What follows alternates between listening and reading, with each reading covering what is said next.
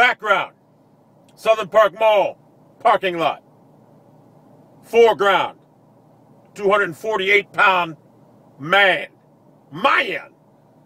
Let's talk about Lebron James. Let's talk about his failures. Let's talk about why he fails all the time for you and me. Let's talk about it. Let's talk about LeBron James' failures. And let's talk about the ESPN cheerleaders that, oh, he's so great. Talking about how he's one of the greatest closers ever now. He's so great. Did we not forget about his 9 years of failure? And, correct me if I'm wrong, but isn't this year 9? Isn't he supposed to do this? Like year 4? Not year 3, not year 4, not year 5, not year 6, not year 7, not year 8. This is year 9. Isn't he doing what he should have been doing 5 years ago? But yet we anoint him the greatest closer of all time now. Great he's playing. When we forget about all his failures in the past. Let's talk about LeBron James. Let's talk about why he fails. Let's talk about all his failures, past and present, and we'll see. Let's talk about it. Come on, man. This is ridiculous. And needless to say, the fact that LeBron James, which, by the way, is playing great ball right now. I mean, it only took him 9 years. It only took him 9 years of, what, 50, 100 playoff games? Playing great. I can't take it. Playing great. But why do we forget about his failures? And aren't there going to be a future failure looming ahead? Do we all think it's over now, counting Seattle out? Come on, man. And also, let's talk about this real quick. Let's talk about this real quick. Let's talk about this. What he did. He went and joined Karl Malone and Dominique Wilkins. In essence, what he's done. That's the same. This is what the equivalent of Michael Jordan would have done if he joined Dominique Wilkins and Karl Malone. It's the same thing. But do you think Michael Jordan would have done that? No, Michael Jordan said in his own words, I quote, I wanted to kill them guys. I didn't want to join them. See, that's what a competitor does.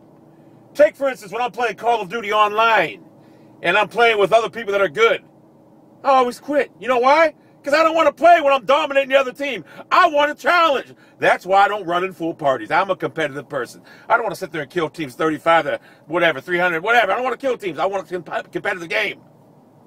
LeBron James showed me he has no competitive edge.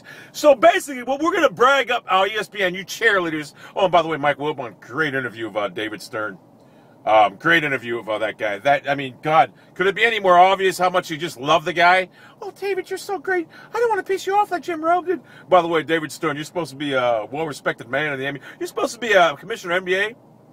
You got mind-fucked by Jim Rome. He made you act like a child. The bottom line is, Mike Wilbon, you need to really step your interviewing game up because it's pathetic. It's completely pathetic. But anyway, the ESPN cheerleaders are going on to say how great he is, led by Stephen A. Smith, of course, and Colin Cowherd, who has no clue on anything he's saying anymore. He's what you call one of them contrarians who just wants to go against the grain, which sometimes I do the same thing, but I can do it because I'm a beast. The bottom line is we're going to forget about all his past failures and not even think about the failures lying ahead because this series is not over. The Seattle Supersonics are by no means out of it. Kevin Durant's not going to play like he did last night. Michael Westbrook's not going to blow the game when they had an 11-point lead, 10-point lead in the third quarter. He's not going to dribble the ball away. Michael Westbrook, don't get into your offense so late. Don't take so long to get in your offense. The Oklahoma Thunder, the Seattle Supersonics right now have given the Miami Heat a two games one lead. So getting back to my point because I'm losing point right now. But here's what I want to talk about. LeBron James knew that he needed help. He needed superstars to help him win. Because he couldn't do it the old-fashioned way like Jordan did. Do you honestly think Jordan would have 6 NBA titles if he would have stuck with just Dominique Wilkins and Karl Malone? He would have had 12, 13 easily. Not taking anything away from Scottie Pippen. And Horace Grant, because them guys were great players in their own right. Scottie Pippen was a great player. But just thinking he would have teamed with superstars. But like he said, he wanted to kill them guys. He didn't want to join them.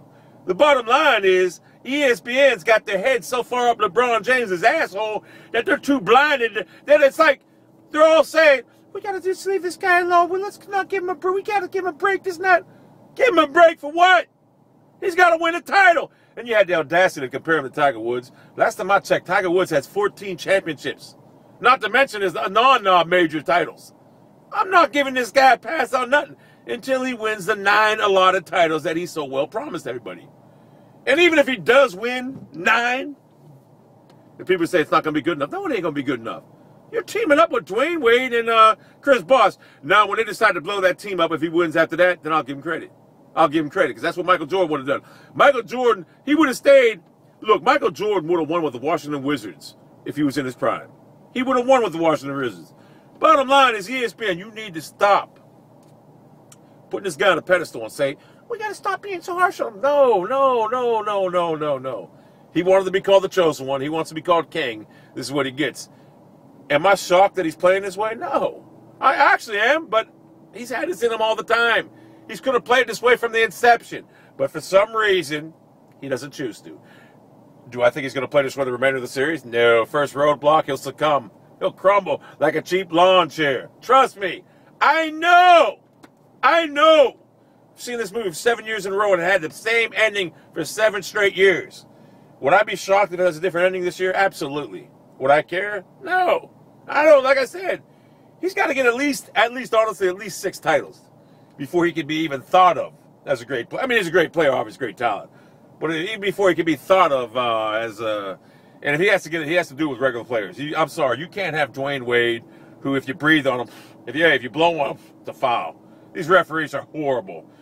Ain't this the same league that put the referee out that admitted to fixing games? Ain't this the same league that had Joey Crawford throw Tim Duncan, throw him out of the game because he laughed at him? Come on, these referees have got to be corrupt. I know Stern went out there and said, look, you got to let this game go 7 games. You got to have the Heat win. I know it. Or I'm sorry, 6 games and have the Heat win.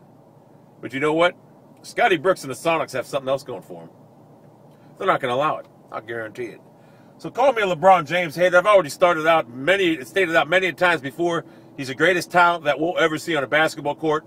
I've already stated many times before that if he wanted to, he could dominate the league and make everybody forget about Michael Jordan. He could do this year in and year out. He could have been doing this 5 years ago. Should have been doing it 5 years ago. I've already stated that. I just happen to have a disliking for people that have this ability but are too sensitive or too soft to use it. It's almost like they don't want to embarrass their opponent. They feel like it's embarrassing their opponent that they use their ability, their God-given abilities against the other team. And I believe that's what he's doing. So yes, I don't like LeBron James. I don't hate him.